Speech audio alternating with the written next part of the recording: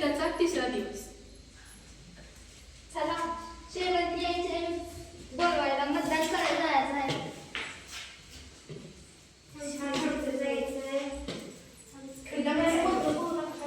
शांते आवडलं का गं? होय होय ये शांते. सुनबाई जहान बस बस. ही ताई म्हणतो तुम्ही तिथं बसायचं असंच यायचं असतं. सुनबाई घ्या चहा. काय त्या बरं आहे का? होय बरं आहे. तुला असं दे. हां बरं चालते. तुझं बरं आहे ना? होय. सुनबाई लगेच असू दे चल चल.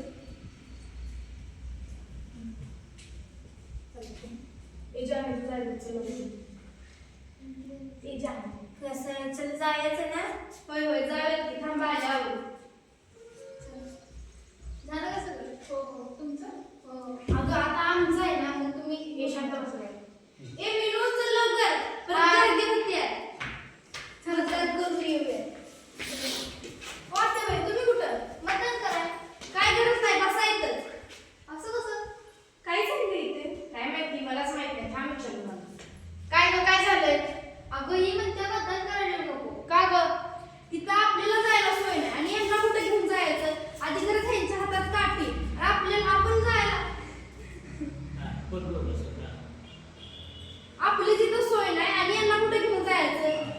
अगं 10-15 मिनिटाचा तर रस्ता आहे. एवढा काय त्रास व्हायला लागलाय. आणि प्रत्येकाला अधिकार आहे मत द्यायचा तर मत बोलायला. आणि संविधानाने आपल्याला अधिकार दिलाय आणि आपला अधिकार आपण बजवायला नको. बरं चला मग जाऊया. चला.